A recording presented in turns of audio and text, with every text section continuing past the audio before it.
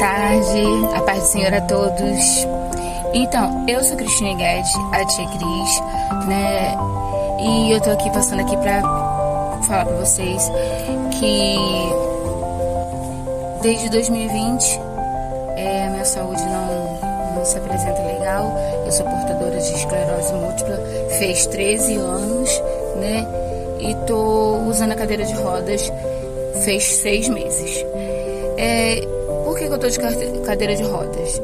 Eu tive um surto de esclerose múltipla, um surto medular, e comecei a vir apresentando desde 2020 uma piora, né? As minhas cicatrizes das lesões de esclerose múltipla no cérebro e na medula e algumas na coluna estavam em atividade. Atividade quer dizer que a doença está ativa, né?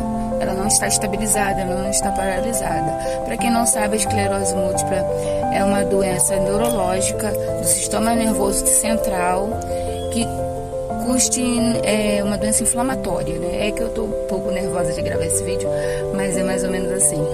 Então, ela forma placas desmielinizantes, né, no nosso cérebro, no sistema nervoso central, algumas na medula, na coluna. Então, esse surto de esclerose múltipla ocorre porque o cérebro, ele move impulsos elétricos para o seu corpo, mover as mãos, os olhos, a fala, a audição, enfim, as partes do corpo.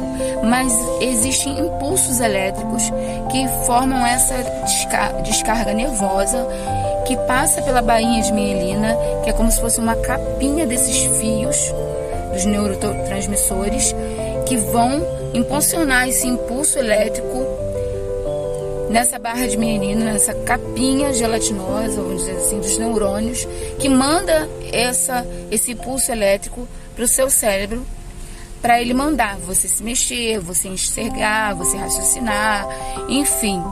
E na esclerose múltipla, esse impulso elétrico que passa pelos neurônios, que corre dentro dessa capinha, como se fosse uma capinha, vamos dizer assim, na bainha de mielina, para os neurônios, que manda para o seu cérebro obedecer esse comando. Na esclerose múltipla, esse comando, ele chega defeituoso, porque com o tempo que você vai vivendo, os neurônios, eles vão se perdendo aos poucos. Na esclerose múltipla, não. Na esclerose múltipla, os impulsos elétricos passam defeituosos e eles vão se desgastando mais rapidamente. Uma maneira grosseira de tentar explicar o que é esclerose múltipla, mais ou menos. Então, quando você está em surto, esse impulso elétrico chega defeituoso no seu cérebro, que quando chega a informação, mexe os olhos, enxerga, fala, mexe a mão, mexe a perna, entendeu? Chega esse impulso elétrico pro neurônio, passa na bainha de mielina e passa pro neurônio que vem pro cérebro, ele chega defeituoso. Aí isso nós chamamos de surto. Esse comando que chega defeituoso, no qual manda o cérebro fazer com que você mexa a mão, você quer mexer, você tem no seu cérebro esse comando, você quer mexer, mas a mão não obedece. Os nervos e os neurônios do corpo que correspondem à mão abrir e fechar, ou a mão levantar e abaixar, não correspondem. Esse pulso chega defeituoso, ou na perna, ou no pescoço, ou na mão, ou no dedo, depende de onde esse pulso elétrico foi defeituoso, chegou errado, vamos dizer assim. Então, na esclerose múltipla, quando isso acontece, se chama surto. E para parar esse surto, para desinflamar essa área cerebral do seu cérebro, você precisa de um medicamento chamado corticoide, na bomba infusora. Então, o seu médico, o neurologista, ele vai estipular o seu caso. Você vai ter que fazer uma ressonância cerebral e uma ressonância também da cervical e da lombar, Da dorsal tem alguns casos que pede também. E você também vai precisar de um exame chamado exame do líquor, que é tirado um líquido da sua espinha aqui, das suas costas, da sua medula, mas com pesquisa de banda. Porque eu fiz esse exame do líquor e deu normal. Deu normal porque não era com a pesquisa de banda. Então você precisa da ressonância cerebral, cervical, por causa da medula, e da dorsal também seria bom porque tem muitos problemas de coluna que também são acometidas pela esclerose, placas desmineralizantes, né, na coluna, na cervical, na dorsal, na lombar. Quem tem esclerose tem placas desmineralizantes nessas áreas, que são essas placas inflamatórias, fazem com que a sua cervical, a sua dorsal, a sua lombar se desgaste mais do que as outras pessoas. Eu estou tentando explicar melhor, mas no meu canal do YouTube também tem várias playlists na lista, tipo, está escrito assim, luta contra a esclerose múltipla. Tem vários canais que eu sigo a respeito de esclerose múltipla, que você pode ir ali na minha playlist e você vai ver uma explicação muito mais detalhada e muito melhor, tá bom? Então o que a tia Cris tem, o que a Cristine tem é isso, né? E em maio em 2020 eu apresentei essa atividade da doença. Fiz o ciclo de pulsoterapia, que é o corticoide na bomba infusora, passado pelo neurologista, e o meu neurologista passou 5 dias de pulso somente, que ele falou que provavelmente seria necessário. E eu estava cuidando da minha mãe Neucina nessa época. Ela ainda estava viva, tem 3 meses, fez 4 meses que minha mãe faleceu, infelizmente. Mas ela está no braço do Senhor, ela conhecia a palavra. O que resta para mim é muita saudade, mas para ela é algo maravilhoso, porque ela está no braço do Pai. Eu tenho que tocar minha vida adiante e procurar andar nos caminhos do Senhor para poder ir para o mesmo lugar que ela. Esse é um consolo para mim, né? Mas a falta sempre terá. Então eu estava cuidando dela. Então, como eu não estava sentindo nada aparente, só o de sempre, e a sequela que eu já tinha do lado direito, porque eu tive bastantes surtos do lado direito. Então eu fiquei com sequela. Andava com dificuldade, baixa sensibilidade e muita dor também. Então eu fui vivendo, entendeu? Eu fui ignorando. E isso não pode acontecer na esclerose múltipla e nenhuma doença, principalmente na degenerativa e progressiva, que é uma doença que vai te desgastando, gente, finge que eu falei certo. Então, ela vai fazendo isso com você, então você precisa persistir no tratamento e não pode ignorar os sintomas, não pode ignorar o tratamento, nem abrir mão do tratamento por outra coisa, mas eu abri mão do tratamento pela minha mãe, que ela estava precisando mais de mim. Então, eu fiquei o final de novembro e dezembro e janeiro, fiz a pulso em dezembro e também fiz os meus exames da perna, o meu ecodoppler, meus exames com angiologista, meu tratamento que eu estava fazendo de varizes e entre outros, o tratamento venoso. Isso tudo eu sabia que tinha que fazer, o ginecológico também, entendeu? Porque eu estava com um cisto no ovário esquerdo, mas eu ignorei tudo isso para ficar ao lado da minha mãe e cuidar dela, porque ela tinha 95 anos, ia fazer 95 anos, enxergava de uma vista só, e o filho dela legítimo tinha aberto mão de levá-la nos médicos, tomar conta dela, visitá-la, enfim, tomar conta dela entre aspas, porque ela sentia necessidade, ele marcava o dia e ia pro médico com ela depois das consultas e de receber o pagamento dela e dar na mão dela, ele ia embora para casa dele. Ele não estava fazendo nem isso. Antes eu ia pouco para minha mãe, só ia quando ele não estava, e ia sempre em datas comemorativas, feriados e aniversário dela, meu ou da minha filha. Então aí ele abriu mão da minha mãe por uma discussão que eles tiveram muito feia, e por ele ter perdido a paciência, acabou agredindo ela. Então ele foi embora, então eu passei a me fazer presente na vida da minha mãe, e ela passou a deixar, que antes ela não deixava. Antes ela ficava com muito medo de magoar, de irritar o Sérgio, que é o filho dela, e vetava um pouco os nossos cuidados e a nossa visita. Eu sempre quis botar ela no plano funerário com a gente, plano de saúde também, enfim. Mas ela não queria porque tinha muito medo de magoar o Sérgio, e disse que ele tinha mais condições e tal. Aí, depois que ele abriu mão dessas coisas, eu passei a cuidar dela. Ela teve que aceitar. Mesmo eu com muito pouco dinheiro, muito pouco recurso, ela teve que aceitar. Então eu passei a ficar mais com ela. E como ela estava precisando, eu passei a ignorar essa parte da minha saúde, né?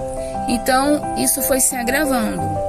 Quando foi em 2021, ela teve uma crise de bronquite muito forte.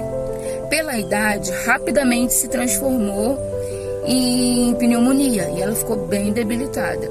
Então, eu fiquei lá na casa dela quase 1 mês e meio. Fiquei lá, era em cima e embaixo, 2 andares e o serviço da casa, enfim. Eu esqueci completamente que eu tinha limitações e fui fazendo as coisas, entendeu? Que é bem a minha cara. Lavando banheiro, e lá tem 2 banheiros. Indo passear com a cachorrinha dela, indo fazer compra, levando ela ao médico, ficando em pé na fila, enfim. Agi minha vida normalmente como se não tivesse ficado com sequela, enfim. E fui ignorando a minha saúde. Quando foi em setembro de 2021, ela pegou Covid. Aí eu voltei para casa dela de novo, fiquei cuidando dela. Deus misericordioso não deixou eu pegar Covid, mas foi arriscado. Cuidei dela pela misericórdia do Senhor e ela ficou boa da Covid. Porém, ficou com o pulmão muito mais fraquinho, que já pela idade, já pela bronquite, já era fraco. Cuidei dela, fiquei mais próxima ainda, eu, minha filha e meu marido. E ignorando o meu tratamento. Porém, eu passei a me sentir muito mais fraca e alguns pontos meus ficaram mais dormentes, mais pesados e muito fraca e com sintomas novos. Voltei para o médico, para o meu neurologista. Quando eu voltei para o neurologista, já estava no meio do ano já, mais do que meio do ano, era em setembro. Eu fiz outra ressonância. Tinha novos lugares com placas desmineralizantes e sinal de atividade. Mais sinal de atividade em outros lugares. Eu não pude ignorar. O meu médico tratou para mim, fez um plano para mim de trocar a medicação. Fazer novos exames de sangue, novos exames para poder ver qual é o remédio que se adaptaria melhor e que estaria disponível para o meu caso, né? E passou um ciclo para mim. Passou mais um ciclo de 5 dias e eu fiz esse ciclo de 5 dias de pulsoterapia. Porém, indo e voltando para casa. Isso me deixou mais cansada e mais debilitada, o que não ajudou com que a pulsoterapia fizesse efeito. Então eu fiquei com mais sequela do lado direito e com outras sequelas em outras partes do corpo. Mas voltei para minha mãe. Aí eu ficava lá de segunda a sexta. E se ela não estava legal, eu ficava até sábado. Então foi assim que a saúde foi piorando, até que chegou que eu tive um novo surto, bem pesado. E o meu médico fez um planejamento para mim. Poxa, você não veio, não fez os exames pra gente ver uma nova medicação para você. A Tacfidera já não tá mais fazendo efeito desde 2020. É necessário, você precisa. Então, aí o que acontece? E dessa vez eu tive que fazer. Conversei com a minha mãe. Ela falou, você não pode aceitar isso na sua vida. Você tem que lutar contra isso. Por mais que eu lute, vocês sabem. Então, ela tinha outra criação, outra formação, enfim, outro pensamento. Eu só ignorei o que ela falou, fiquei bem triste, porque ela disse palavras muito pesadas, mas fingi que nada tinha acontecido e fui me adaptar no que o médico falou. Fiz esse ciclo de 5 dias Ele disse que eu ia ter que fazer um de 5, depois passar um mês, descansar e fazer outro de 4, descansar, fazer um de 3, descansar, fazer um de 2, enfim. Comecei.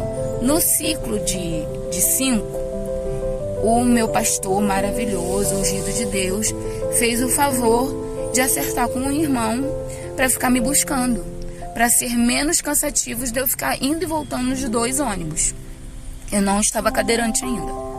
Estava com muita dificuldade de andar, muita perda de equilíbrio, mas não estava cadeirante ainda. Andava, depois sentia muita dor, mas ainda andava. Peso e cansaço. Quando foi mais ou menos depois do aniversário da minha mãe, de fevereiro para março, eu fiquei pior. Sem equilíbrio nenhum, andando muito ruim, só com ajuda. Então, assim, eu voltei no médico e ele pegou e falou assim: vai demorar um tempo, mas você vai melhorar, o ciclo ainda tá no de 4 dias, mas vai melhorar. Aí o que acontece? Eu peguei e falei: mãe, não vai dar pra eu ficar mais aqui, vindo direto, porque eu piorei e eu vou precisar desse tempo pra mim e tudo mais. Aí ela não aceitou muito bem, mas fazer o quê? Quando foi no final de março, no meio de abril, eu peguei e estava me fazendo as coisas dentro de casa e a minha máquina de lavar quebrou. A minha máquina de lavar quebrou, eu ainda estava em surto, com várias limitações, e aí eu tive que lavar roupa na mão. E com isso, as hernias de disco que eu tenho, inflamaram, né? Ficaram piores, fiquei com muita dor, inflamou o nervo ciático por lavar a roupa na mão. E simplesmente eu fiquei com muita dificuldade de andar. Eu pisava no chão, parecia que tinha alguém enfiava uma seringa com agulha na minha coxa e dava aquela picada. Era uma dor horrível, que não passava com medicação nenhuma. Então eu peguei e fui na emergência várias vezes para tomar injeção intramuscular e remédio endovenosa, somente assim que passava. E eu senti meus movimentos cada vez mais diminuindo, dificuldade para ficar em pé, para tomar banho, enfim. Passei, fiz a pulso desses dias que eu falei para vocês, e nesse meio termo, eu e minha filha pegamos Covid. Eu peguei Covid junto com o surto medular de esclerose múltipla. Quando a Covid passou, em maio, eu já não consegui mais andar. Eu só andava pequenas distâncias e com muita dificuldade. E se eu continuasse a andar durante meia hora, 1 hora, tipo assim, ando um pouco, aí descansa, ando outro pouco, descansa, à noite, na hora de eu dormir, eu não tinha posição para dormir. Eu praticamente gritava de dor. E tem sido assim de maio de 2022 até hoje. Eu posso ter falhado em algumas datas, em alguns meses, mas basicamente foi isso, até o dia de hoje. O meu pastor fez um esforço para arrumar uma cadeira de rodas para mim, para quando eu saísse do hospital dessa pulsoterapia de 3 dias, eu poder ter como me locomover na cadeira de rodas. Pensamos que seria por curto tempo, só até eu me refazer da pulsoterapia, mas não foi, eu continuei na cadeira. Eu fiz uma vaquinha online, uma vaquinha também no Facebook, e na minha igreja eu fui passando o zap para cada um que poderia me ajudar a comprar uma nova cadeira de rodas, porque eu pedi o Uber para me vir nas consultas médicas, nos exames, e o Uber, quando via que eu era cadeirante e ia embora, me deixava na minha cara mesmo, falava: eu não levo cadeirante. O cadeirante é muito difícil, precisa de uma ajuda e você não tem acompanhante. Eu não levo cadeirante. A cadeira não cabe na mala do carro. Cada um falava uma coisa. Tinha muitos motoristas do Uber que eram super amigos, super gente, ser humano, sabendo que pode ter uma doença de dia para noite. Não, colega, eu levo, eu ajudo, enfim. Aí eu fiz uma vaquinha e o pessoal do Face, da minha igreja, meus amigos, gente que eu não conhecia também, doaram e eu comprei a cadeira de rodas que dobra, sai as rodas e desmonta, praticamente toda. E assim ela cabe na mala do carro tranquilamente. E assim eu pude começar a fisioterapia.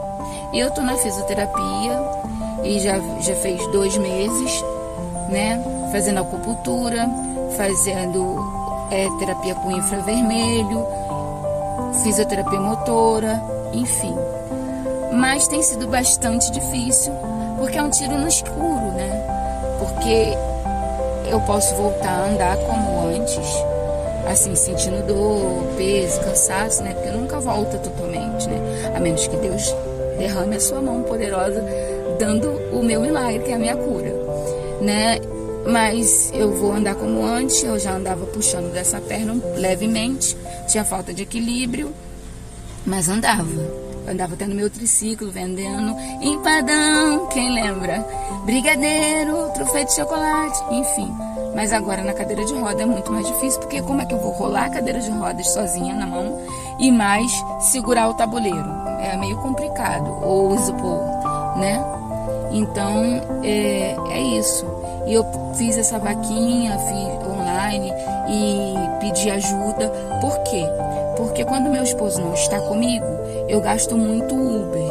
Eu faço fisioterapia 3 vezes na semana, tenho sempre consulta com vários médicos, são vários exames. Então, o que eu quero dizer? São vários Uber, vários gastos com Uber. Tem vezes que eu fico o dia inteiro no médico, é almoço, é um lanche, é um biscoito. Geralmente eu não almoço para fazer economia, mas tem que sempre ter pelo menos um suco, um salgado, um biscoito, alguma coisa assim. Então eu gasto muito. Recentemente apareceram outros problemas de saúde, ou acentuaram os que eu já tinha. Então eu precisei de muitos remédios.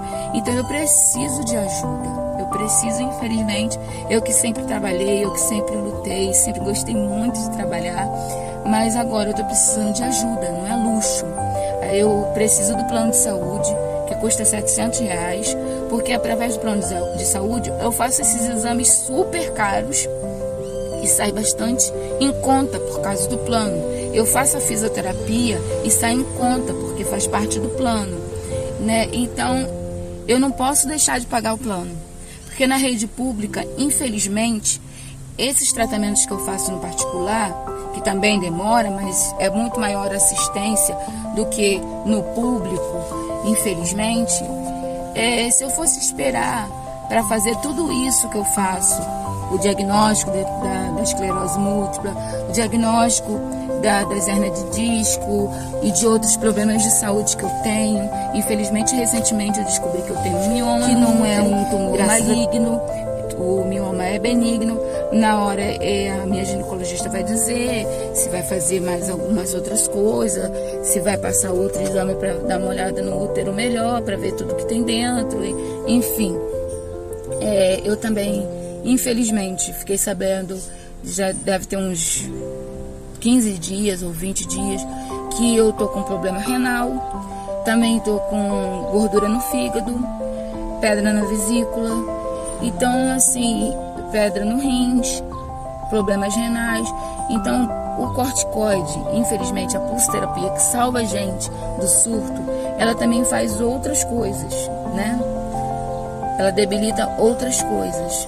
Por ser uma doença incurável, esse é o único tratamento que nós disponibilizamos no momento, eu preciso do corticoide, né? Eu estou sempre fazendo. São 13 anos fazendo corticoide. Então você que pode ajudar a minha vaquinha online, você que pode ajudar a campanha, você que pode me ajudar orando, eu te peço. Eu não faço drama no Facebook, eu não faço drama no Instagram, eu não faço drama no YouTube. Eu posto a minha história, porque isso me ajuda no meu quadro de depressão e ansiedade. Porque eu penso que a pessoa pode estar olhando meus posts, pode estar lendo a minha história e pensando assim, poxa, aconteceu isso comigo e eu já quero desistir da vida. Aconteceu isso comigo. Lógico que cada dor é importante, tem uma intensidade para cada pessoa. né? A gente acha que uma dor na unha não é nada, mas para aquela pessoa é.